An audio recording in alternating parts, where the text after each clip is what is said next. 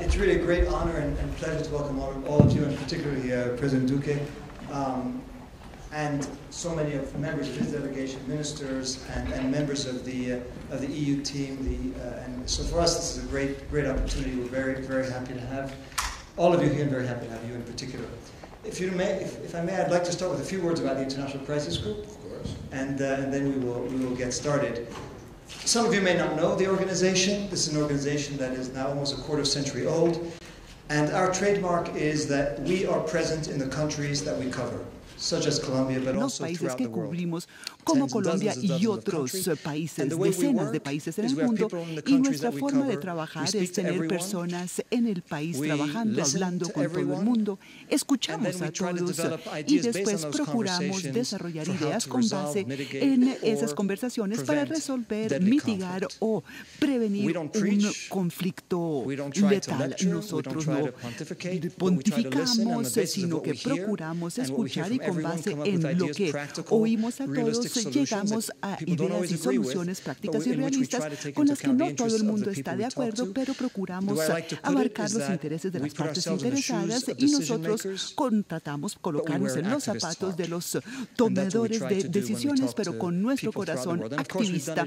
Y hemos trabajado en su país, señor presidente, de esta manera y estamos presentes en Colombia desde principios de los 2000 y espero que hayamos ayudado en este proceso de desmovilización de grupos paramilitares, el acuerdo con las FARC, y ahora estamos hablando con usted y otros sobre el proceso de paz que esperamos se reanude con el ELN y lo que va a suceder con el narcotráfico, las drogas ilícitas y la crisis en el país vecino de Venezuela y la crisis migratoria y de refugiados que ha generado en su país, al igual que las economías de la región. Ya hemos publicado unos 40 informes y seguiremos muy activos en su país y ojalá podamos ayudarles. Y también tengo una conexión personal con su país. Su predecesor, el presidente Santos, acaba de unirse a la junta directiva de nuestra organización, o sea que tiene usted un futuro prometedor ocupando un asiento en nuestra junta directiva más adelante. Pero lo importante es que nosotros somos imparciales, hablamos con todos y procuramos obtener la información de todas las partes y ofrecer las recomendaciones y consejos que estén dispuestos a aceptar. Me complace recibirlo y creo que es un tributo a su apertura de mente el estar aquí con nosotros, porque tenemos opiniones divergentes sobre el acuerdo de paz con las FARC, el proceso de diálogo con la ELN y la erradicación de los cultivos ilícitos. Y ciertamente nuestro propósito no es aquí pontificar, sino por el contrario, aprender de usted y después compartir nuestra opinión con ustedes. Tenemos algunas diferencias. Ayer que estaba en París me enteré que tenemos una gran similitud entre nosotros, es la gran pasión por el fútbol. Yo me crié en París y espero volver a Colombia, y habiendo dicho eso, iniciamos este diálogo. Muchas gracias. Para mí es un verdadero placer estar aquí con ustedes en Bruselas, especialmente aquí compartiendo este rato con ustedes, y deseo agradecerle al International Crisis Group por invitarme, y estoy deseoso de participar en esta valiosa conversación sobre Colombia y América Latina. O sea que muchísimas gracias a usted, y quisiera expresar mi agradecimiento a los embajadores aquí presentes, al igual que las personas que trabajan en la Unión Europea, en diferentes entidades de la Unión Europea, y también a los integrantes de mi delegación. Gracias por la invitación. Voy a empezar con la pregunta obvia. Usted ya lleva un cierto tiempo como presidente, y durante su campaña, y como me explicaba usted anteriormente, usted tenía algunas reservas respecto del acuerdo con las FARC. Una cosa es estar en campaña, cosa que sé por haber trabajado con varios candidatos presidenciales en Estados Unidos, y ya una vez en el cargo, pues se ven las cosas de manera ligeramente diferente. Por eso me interesa saber, ya que usted es presidente y ha visto algunos de los obstáculos y las cosas buenas y del acuerdo con las FARC y los problemas de la implementación, cuéntenos qué ha aprendido ahora en su condición de presidente que desconocía antes. Permítame empezar por decir que el acuerdo con las FARC fue un aspecto de la campaña, fue uno de los temas, pero yo no basé mi campaña en el acuerdo de paz con las FARC. Colombia es mucho más que los acuerdos de paz con las FARC. Somos un país que tiene una gran historia que contar, un país que en los últimos 50 años ha visto una evolución en políticas sanas y sólidas que nos han convertido en un país donde la clase media ha crecido, es más grande y hemos visto desarrollo en muchas regiones, pero sabemos que todavía hay mucho más por hacer. O sea que este fue uno de los temas de campaña. Pero siempre dije que yo no quería ni destrozar ni acabar con el acuerdo, sino corregir aquellas cosas que no estaban marchando muy bien en la implementación, para corregir aquellas cosas que si no se corrigen, entonces nos permitirían alcanzar una paz sostenible. Y esto tiene que ver con la forma como estaban creciendo los cultivos ilícitos. En los últimos 5 años pasamos de 50,000 hectáreas de coca a más de 200,000 hectáreas de coca cuando yo asumí la presidencia. Y también me preocupaba que algunos exintegrantes de las FARC estaban empezando a crear grupos armados en distintas regiones del país. Y también vi que hay cosas que no están marchando muy bien en cuanto a la capacidad institucional, ni tener los presupuestos indicados para ser exitosos. Y una vez asumí la presidencia, me estoy ocupando de estos temas, y desde el primer día hemos dicho y seguimos diciendo cosas muy similares a las que dijimos durante la campaña, y es que queremos implementar y queremos asegurarnos que todo aquel que esté comprometido con el proceso de reincorporación alcance el éxito en su esfuerzo, y que tenemos que hacer inversiones públicas en todas aquellas regiones más afectadas por la violencia.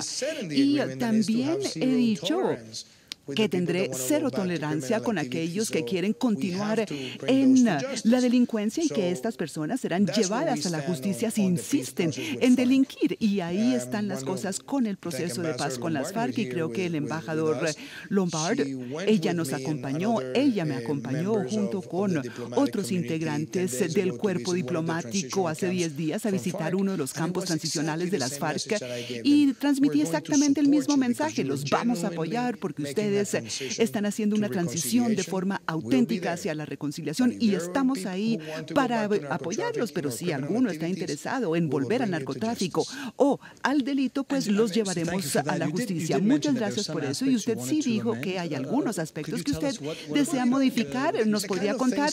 A ver, son el tipo de cosas que me preocupaban, y eso lo estamos viendo. Y lo primero es que durante muchísimas décadas en Colombia, nosotros vivimos el secuestro y vimos cómo el narcotráfico y el secuestro se utilizaron como fuente de financiación del crimen, del delito, la delincuencia. Y existió la teoría en el pasado que esas actividades, que esos delitos eran delitos conexos a los delitos políticos, y por eso se les podía otorgar amnistía dentro del marco del acuerdo de paz. Y lo que yo he dicho es: bien, miremos a futuro y pongámosle un fin a estas situaciones. Y esa es la razón por la que yo dije y he dicho desde que asumí la presidencia, y dije que le iba a presentar al Congreso un proyecto de ley para que de ahora en adelante y a futuro ni el narcotráfico ni el secuestro serán considerados delitos conexos a los delitos políticos, y ya no se les podrá otorgar amnistía. Y esa es una cosa. Y la otra cosa es que los integrantes de esas organizaciones que tengan activos ocultos o armas ocultas, pues ellos también deben perder los beneficios, porque parte del éxito del acuerdo es que ellos van a entregar todos sus activos para la reparación de las víctimas, y también entregarán las armas para que éstas sean destruidas. Ahora, yo he apoyado al fiscal general de Colombia en su esfuerzo por identificar todos aquellos activos ocultos, porque eso es estafar a las víctimas, y ese es un tema que yo he planteado desde un principio, y las instituciones colombianas están trabajando en eso. Y lo tercero es que nosotros tenemos que implementar un plan exitoso para sustituir, erradicar y ofrecer al desarrollo alternativo, porque la paz duradera en Colombia no se va a lograr con 200,000 hectáreas de cultivos de coca. Y ese es otro de los temas que planteé. Y finalmente, como nosotros tenemos una justicia transicional, lo que la justicia transicional tiene que asegurarle a las víctimas es que si las personas se reafirman en la comisión de esos delitos, porque algunos de ellos ya tienen condenas por esos delitos y son miembros del Congreso, pues se tienen que retirar del Congreso, pero el partido los puede reemplazar con otra persona, porque no tiene sentido que en Colombia cualquier miembro del Parlamento que cometa delito alguno jamás podrá volver al Congreso en su vida. Ahora, si se les encuentra culpables de delitos de lesa humanidad, pues se deben retirar del Congreso, cumplir su condena y ser reemplazados por el partido. Y esos son los temas que yo planteé y son exactamente las mismas cosas que he dicho públicamente desde que asumí la presidencia de Colombia. Uno de los temas que usted ha mencionado, porque usted respondió muchas cosas, pero una de las cosas que usted acaba de mencionar es la erradicación de la coca, y se ha dado todo un debate sobre, mejor dicho, que en el acuerdo el entendido es que la erradicación voluntaria se haría a través de la sustitución, y cuando nuestro personal y funcionarios están en Colombia y habla con la gente expresa la preocupación de que vamos a volver a una estrategia de erradicación más agresiva que podría alienar y afectar a aquellas personas que viven de eso o que están dispuestos a optar por una estrategia de sustitución y luego la erradicación voluntaria. ¿Qué opina usted al principio? Bueno, yo creo que es una gran pregunta la que me acaba de hacer, porque una vez que asumimos la presidencia, hicimos una evaluación de todos los programas que estaban dándose dentro del marco de la implementación de los acuerdos, y uno de los programas es el de la erradicación voluntaria. ¿Y cuál ha sido nuestra posición al respecto? Para aquellos que están inmersos en esos proyectos, pues vamos a cumplir la palabra del Estado, y eso quiere decir que les vamos a proveer los recursos para que puedan hacer erradicación voluntaria, pero obviamente vamos a evaluar si la erradicación realmente está sucediendo. Y lo segundo que le quiero decir es que una vez que hayan erradicado, tenemos que desarrollar actividades productivas para estas personas, y por eso es que vamos a realizar esas actividades, y por eso hemos presionado tanto para tener una agricultura contractual, lo cual quiere decir que pueden optar por un cultivo legal y firmar un contrato con el comprador para venderles el producto con base en un acuerdo o transacción sostenible.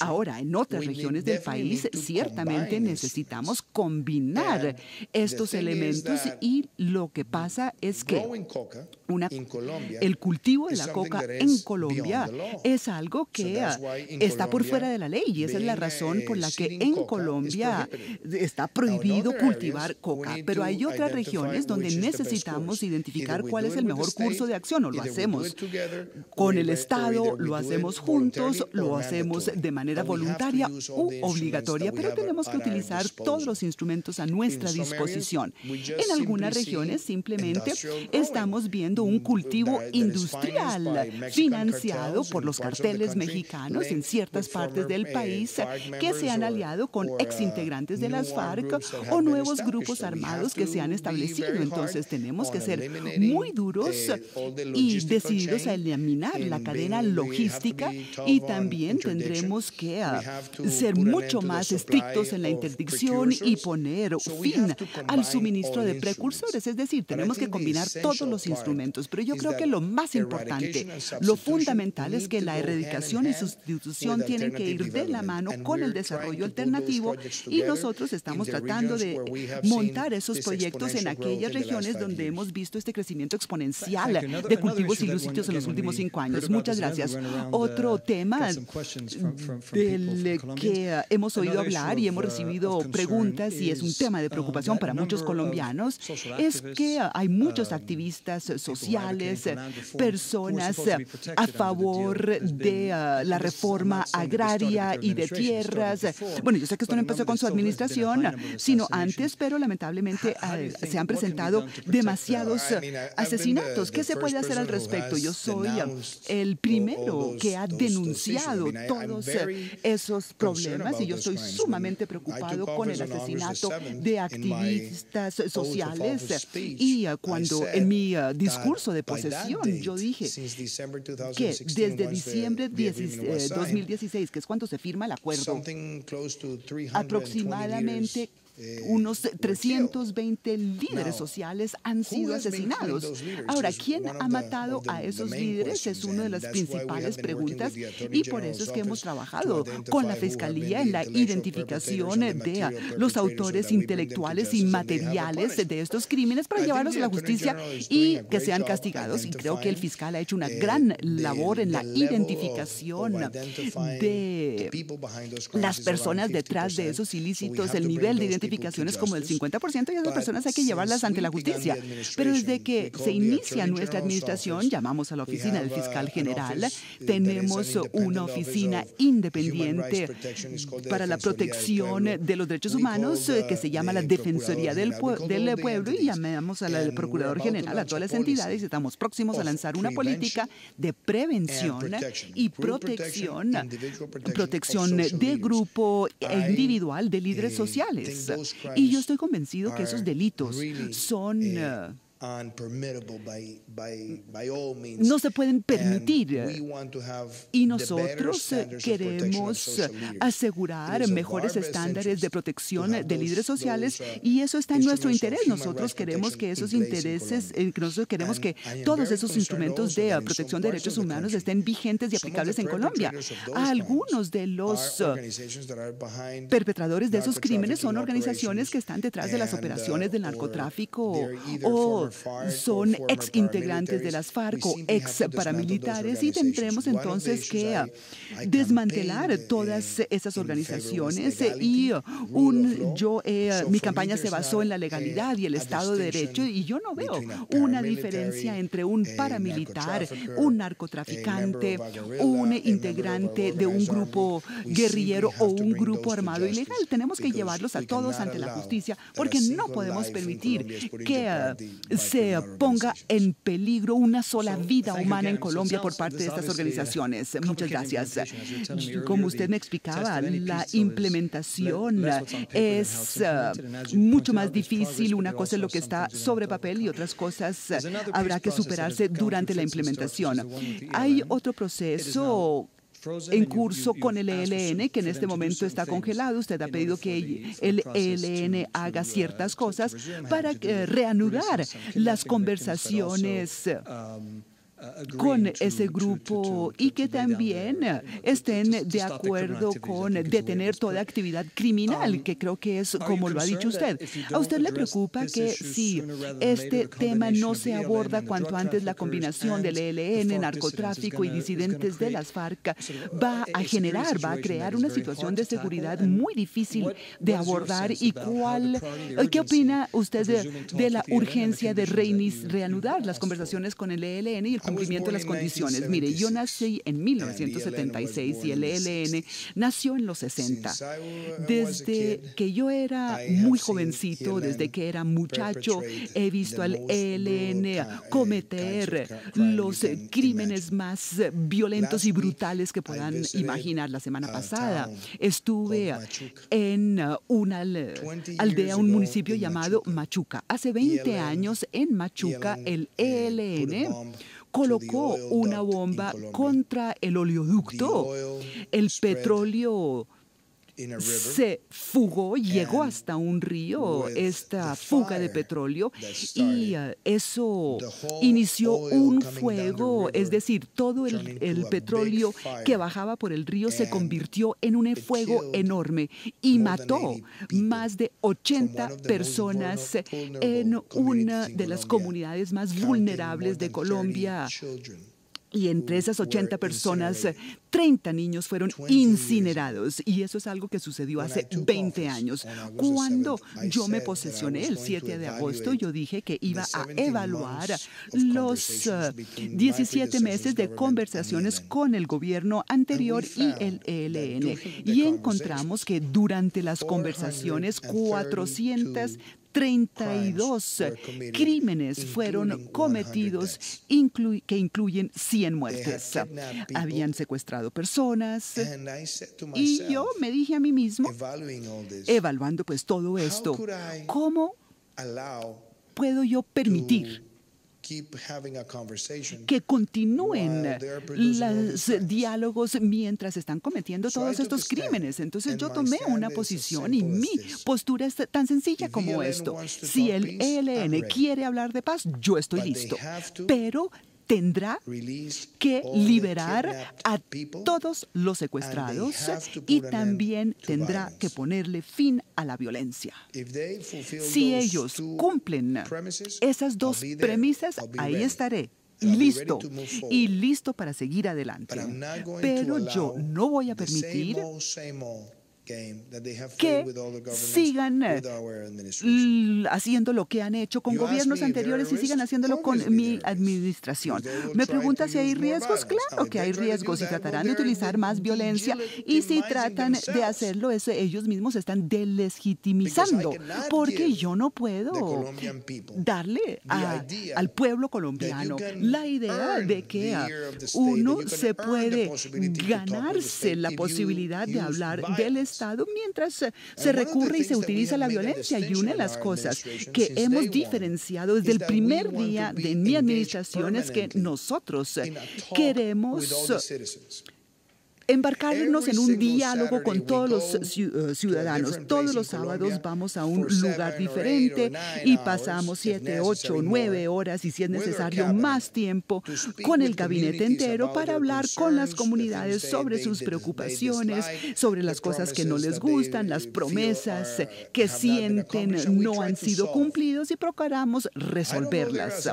Ahora, yo no soy un mago con una varita mágica para ver cómo cambio las cosas de la noche a la mañana. No, pero vamos a los diferentes sitios a encontrar soluciones. Entonces, yo lo que quiero es construir un gobierno donde la posibilidad de tener un diálogo sano, saludable con los ciudadanos es indispensable. Y a mí me toca ser coherente y congruente. Y yo no puedo permitir que alguien que está produciendo todos estos delitos letales se gane el derecho a hablar con el Estado. Entonces yo reafirmo mi convicción de que si el ELN quiere hablar de paz, yo estoy listo y seré lo más constructivo que se puede hacer, pero tendrán que liberar a todos los secuestrados y tendrán que ponerle fin a todas sus actividades delictivas. Lo entiendo, y nosotros obviamente trabajamos con conflictos con el Estado en distintas partes del mundo, y obviamente lo primero que se exige como Estado es que los actores no estatales pongan fin a sus actos de violencia, y cuando se reciba una respuesta clara al respecto, ¿usted considera que es realista que el ELN cumpla esas condiciones?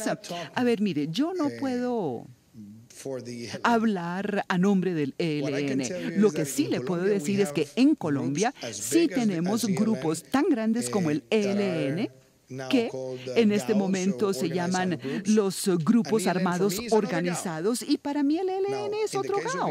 Y en el caso del ELN se puede reconocer que ellos alguna vez en el pasado tuvieron una ideología, pero la verdad es que yo no le quiero dar al pueblo colombiano la impresión que se acaba de establecer un grupo armado organizado que dice tener ideología, y entonces creen que se ganaron el derecho de negociar con el Estado a un mismo nivel. No, porque es una pésima señal. Entonces sí, tenemos que ser muy claros, y he sido muy claro con todos los grupos armados organizados. Es mi deber cumplir el mandato de la Constitución y el mandato de mi legislación, que es proteger y defender al pueblo de Colombia. O sea que si ellos quieren continuar sus actividades criminales, pues nosotros, en coherencia con la protección de los derechos humanos y las normas de derechos humanos, estaremos allí para traerlos ante la justicia de manera ofensiva o defensiva, pero lo que no podemos es legitimar la violencia como medio para alcanzar beneficios políticos, porque eso es la señal equivocada para la sociedad colombiana. Entonces, yo he dicho públicamente al ELN que estoy listo, pero tendrán que liberar todos los secuestrados y también ponerle fin a la violencia. Entonces, es bueno enfocarse en algunas de las cosas que están sucediendo en Colombia, que tienen algunos obstáculos, y no perder de vista el hecho que se acaba de dar una transición democrática, que usted está ahora trabajando por la implementación de los acuerdos, pero en Colombia sí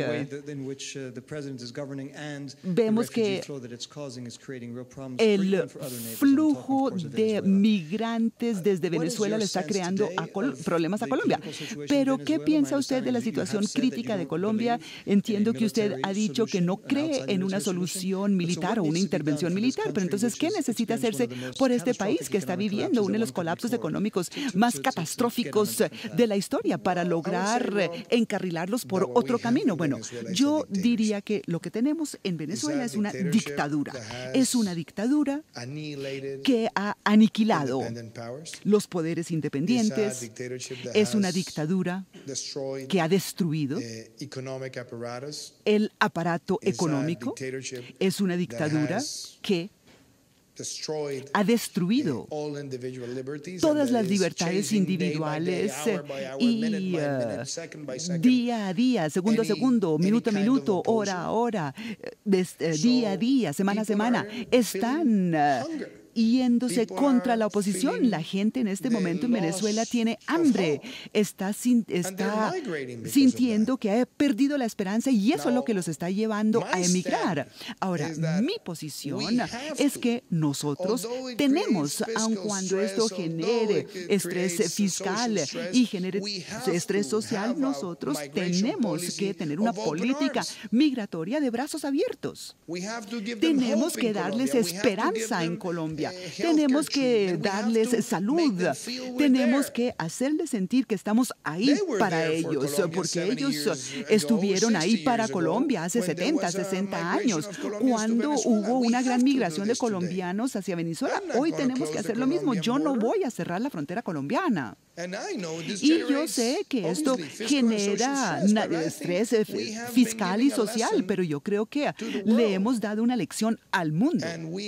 Y hemos normalizado y regularizado más de 500,000 personas con estatus de inmigrantes para que puedan trabajar en Colombia.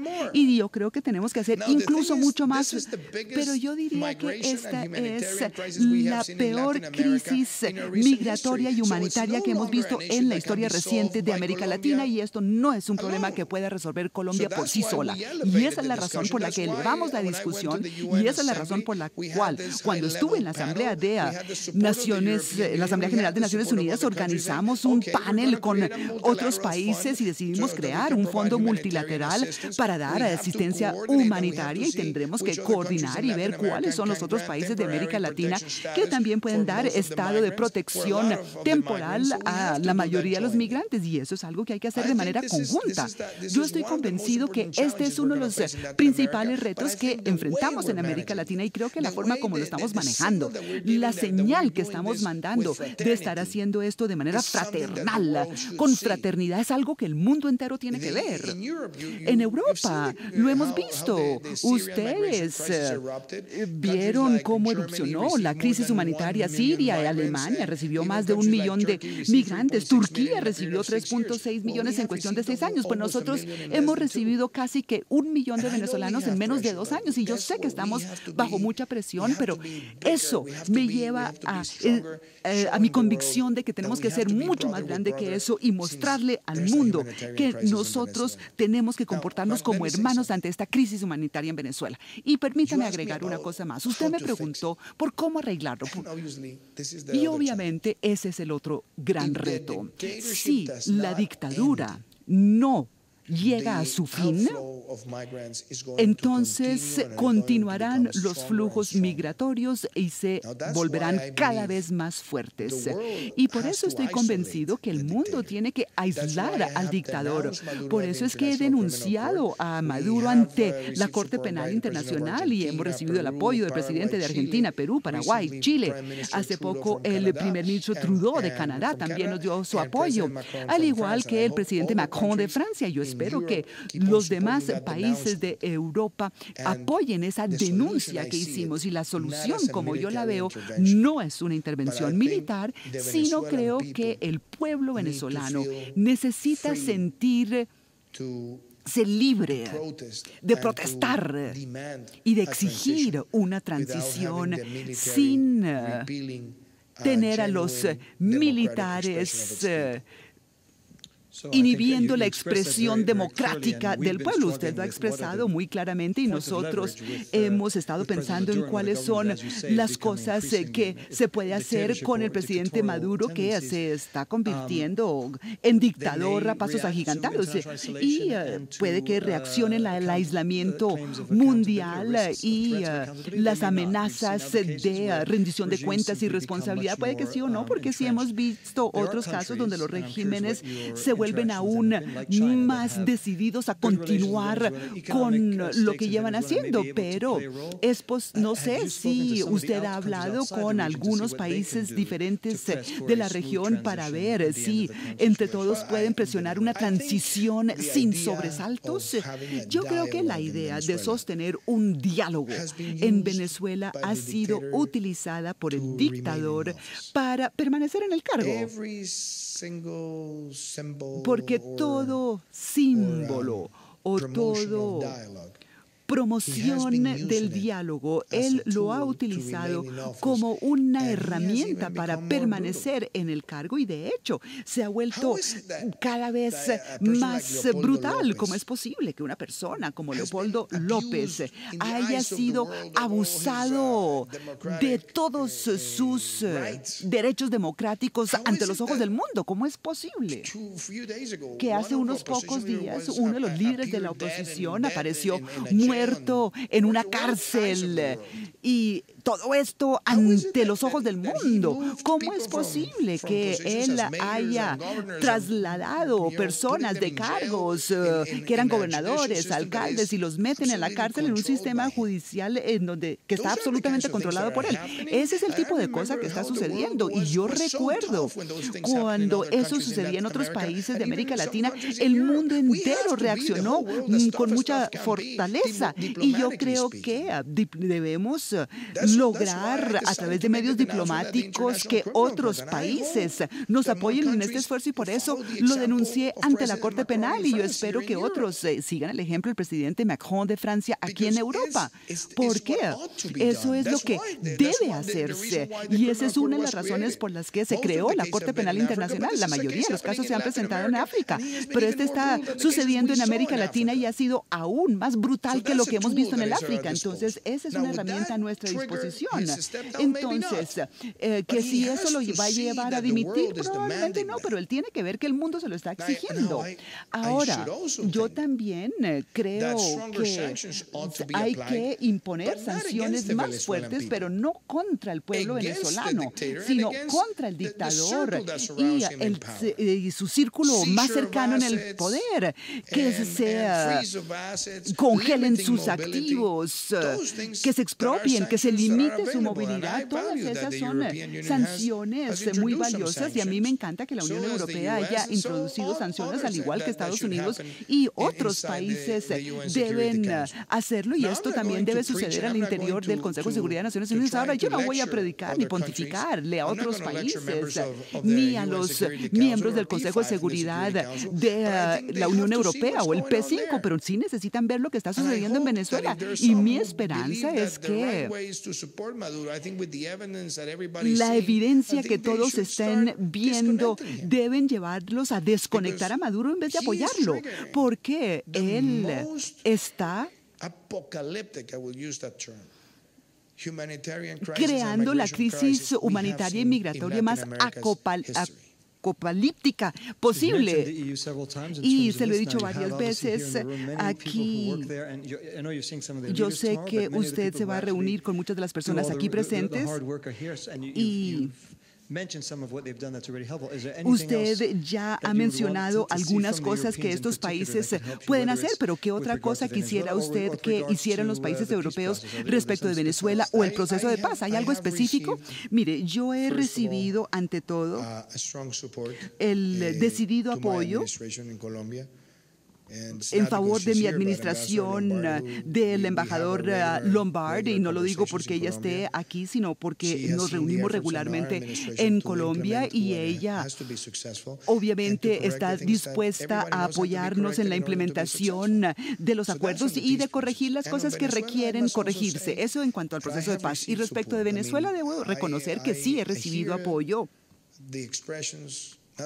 Y he oído expresiones no solo de la Unión Europea, sino de otras organizaciones y de otros países, diciéndome que admiran la política migratoria que estamos implementando a sabiendas de lo difícil que esto es para Colombia, y hemos empezado a recibir apoyo. Nos reunimos con Federica Mogherini en la Asamblea de las Naciones de la Unión Europea, participó en el panel y organizamos este programa multilateral, y la Unión Europea se ha comprometido a aportar recursos importantes, y todas esas cosas suman.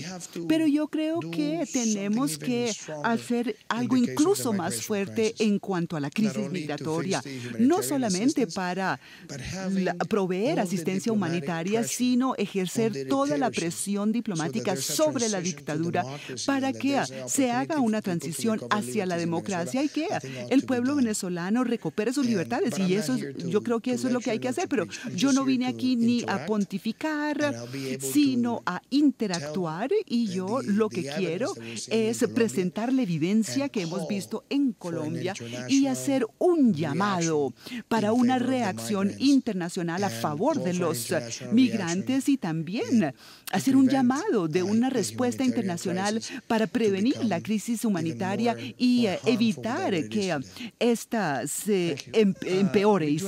Sí, nos queda tiempo porque estoy seguro que el público tiene preguntas para usted. Las preguntas tienen que ser en inglés por razones tecnológicas, pero si alguien tiene una pregunta, el presidente dijo estar dispuesto a responder preguntas. Sí, por favor, espera que le lleven el micrófono y se identifica antes de hacer su pregunta.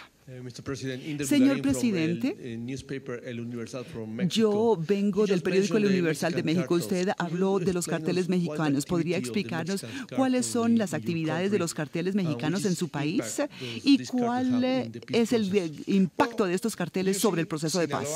Bueno, el cartel de Sinaloa, por ejemplo, tiene operaciones en Colombia con disidentes de las FARC en el Pacífico. Y si queremos ser aún más específicos, existe un frente que es el Frente Oliver Sinisterra, liderado por un ex integrante de las FARC llamado Guacho. Y sí hay evidencias de que él ha estado trabajando con el cartel de Sinaloa y ejecutando operaciones para llevar droga a Estados Unidos, droga a los carteles de México. El cartel de Sinaloa también ha estado trabajando con el Clan del Golfo, y esas son cosas que tenemos evidencias gracias a nuestra inteligencia de policía y militar, y yo creo que tenemos que trabajar de la mano con las autoridades mexicanas para desmantelar a todas esas organizaciones. Y yo debo decir que sí hemos tenido la colaboración del presidente Peña Nieto, y ciertamente queremos recibir aún más colaboración del nuevo gobierno. Hemos estado trabajando con el presidente Varela de Panamá, y él ha hecho una labor muy valiosa, un gran esfuerzo por trabajar con nosotros para hacer la interdicción de las lanchas rápidas y aeronaves cargadas con drogas ilícitas. Y es más que evidente que esos carteles son los que quieren comprar cocaína en Colombia y exportarla y llevarla a Estados Unidos y otros países. Eso es evidente.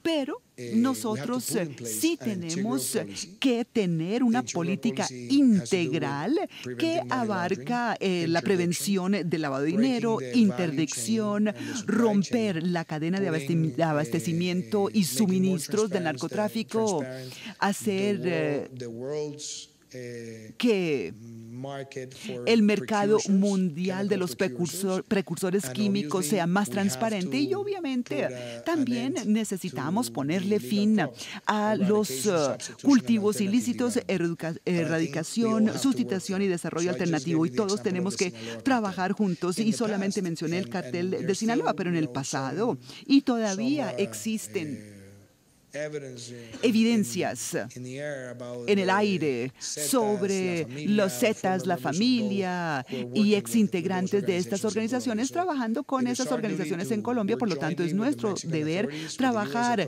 conjuntamente con las autoridades mexicanas, estadounidenses y de Centroamérica para ponerle fin a esta situación. Muchas gracias. Gracias a usted, señor presidente. ¿Tenemos alguna otra pregunta? Por favor.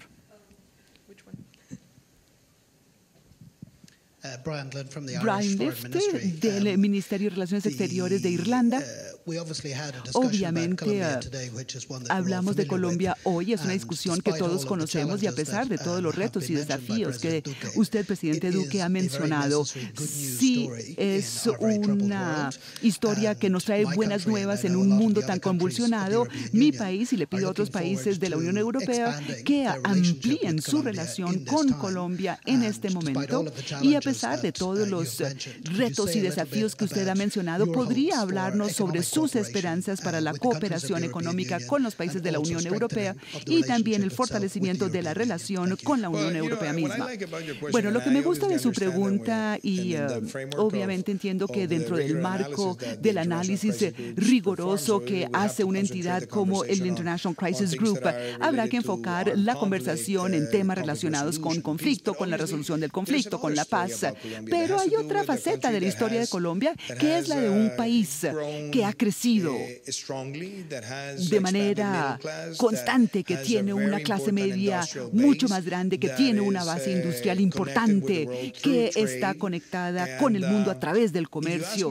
Y si usted me pregunta por el potencial que yo veo en Colombia y cómo queremos estructurar esto en el gobierno, pues le cuento que le vamos a presentar al Congreso un nuevo proyecto de ley para reducir los impuestos a las pymes, a las empresas pequeñas y medianas, para generar más empleos, ser más competitivos y facilitar el sistema tributario y hacerlo más transparente y atraer más inversión extranjera a Colombia. Y he mencionado sectores específicos, por ejemplo, el turismo. El turismo es un sector creciendo rápidamente en Colombia. Lo llamo el nuevo petróleo colombiano porque es una gran fuente de divisas, de dólares y euros que entran al país, y también tenemos energías renovables. Acabamos de lanzar un programa donde queremos pasar de menos de 60 megavatios de capacidad que tenemos hoy día para llegar hasta 1.500 en los próximos 4 años. O sea que esa es otra oportunidad. También tenemos carreteras, puertos, aeropuertos que se están construyendo de una manera muy interesante y otros que vienen en camino. Y me sorprendió, por ejemplo, en la industria, en la agroindustria y las tecnologías de la información. Anoche en Italia, en Roma, estábamos conversando con personas que quieren invertir sumas importantes, o sea que están viendo a Colombia como la joya de la corona de América Latina, porque hemos alcanzado la estabilidad económica, porque en Colombia tenemos reglas claras que se han seguido, es decir, no hay incertidumbre respecto de las reglas de juego, que eso generalmente puede asustar a los inversionistas. Y hay una cosa más. Hace 3 semanas lanzamos un bono de $2,000 millones para vencimientos. Se me fue la palabra. Vencimientos. No. Teníamos que pagar la deuda, o $2,000 millones de deuda externa el año entrante, en febrero, y lo que hicimos fue una operación donde emitimos $2,000 millones en bonos, y resulta que nos pidieron $9.7 mil millones y nosotros emitimos este bono a un magnífico precio, y vemos que el mercado cree que Colombia es un buen lugar para invertir gracias a la estabilidad. Más o menos el 24% de la deuda externa colombiana es de propiedad de extranjeros. Y eso también es una señal clara de que la gente está interesada en invertir en Colombia, y yo quiero convertir esta inversión en inversión directa en sectores específicos. Entonces yo estoy viendo todas estas cosas, y mi idea es continuar construyendo, generando confianza, y que todos en el mundo sepan que Colombia está abierta a hacer negocios. Gracias por su pregunta, y nos queda tiempo para responder una pregunta más. Sí, parece que hay una persona en la parte de atrás. No, 10 minuticos. No, entonces tenemos tiempo para más de una pregunta. Y todo depende del tiempo que yo me tome en responder las preguntas. Sí, señor, tiene usted toda la razón. Bueno, tenemos una persona más.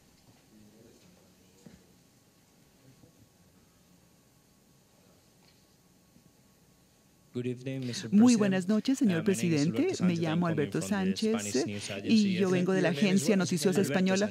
Alberto Sánchez, de la Agencia Noticiosa Española. Perdóneme por preguntarle que me repitiera el nombre, no lo oí. Sí, ahora sí le escucho bien. Bueno, estábamos hablando de distintos temas y quisiera preguntarle si pudiese hablarnos de las elecciones en Brasil y si le preocupa la posibilidad de que Bolsonaro se convierta en el nuevo presidente de Brasil. Yo tengo una política, y mi política es no involucrarme en los procesos electorales de otros países.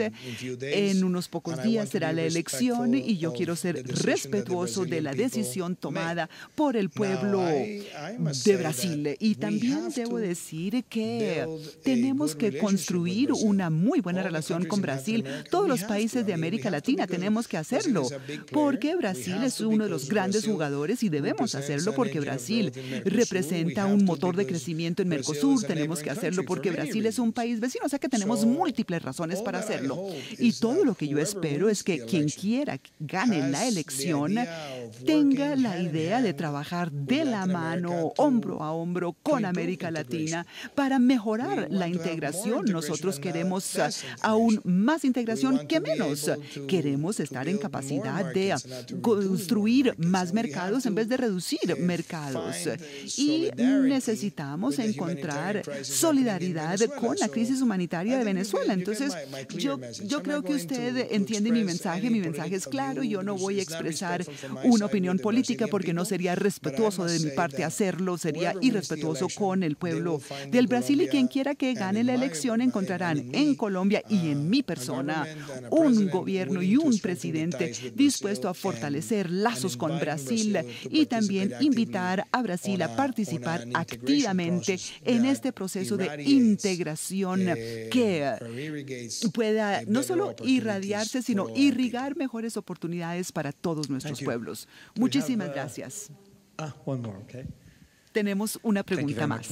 Señor presidente, muchas gracias. Agradezco sobremanera esta oportunidad que nos da usted de hacerle preguntas. Yo soy Marcel de Winkum del Ministerio de Relaciones Exteriores de los Países Bajos. Tenemos unos lazos muy profundos y agradecemos sus comentarios de que Colombia está abierto al negocio. El primer ministro de Países Bajos va a estarlo visitando en poco tiempo y viajará con una delegación empresarial importante y también muy interesado en el proceso de paz. Yo tengo dos preguntas rápidas para usted. Usted ya habló del trabajo que usted está haciendo tocando las puertas de los demás países de la región y siento curiosidad sobre cuáles son las grandes conclusiones de ese esfuerzo que usted ha hecho.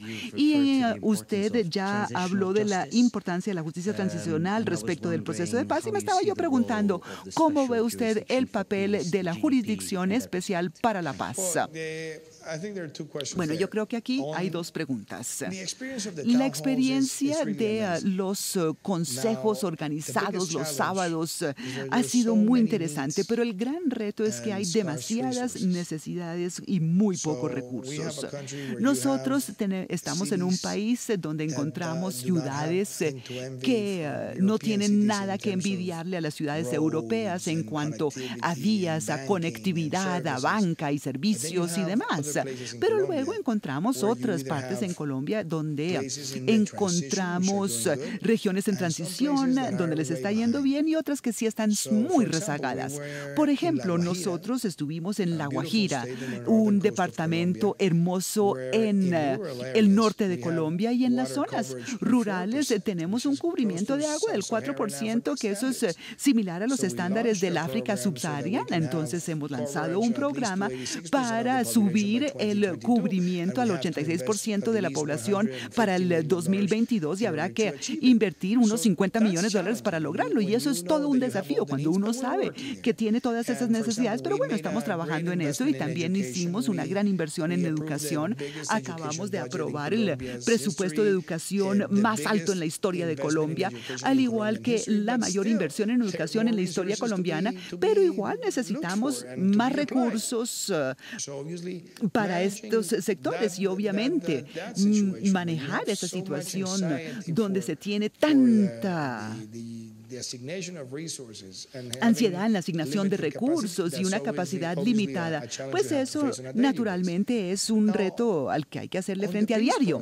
En cuanto al proceso de paz, permítame decirle que el país, y esta es la forma como yo lo veo, nosotros tenemos que ser muy intensos, decididos y comprometidos para que las personas que están haciendo la transición hacia la reintegración sientan que ellos tendrán la oportunidad de ser exitosos. Y ese es el trabajo por el que más me esfuerzo día a día. En cuanto a la justicia especial para la paz, esa justicia transicional fue aprobada por el Congreso de Colombia y la Corte Constitucional, y existe. Y si existe, entonces tenemos que ayudarle a ser exitoso. Pero el éxito dependerá de si la JEP podrá ejercer realmente justicia, porque hay muchos chismes sobre excabecillas de las FARC dedicados a continuar actividades delictivas.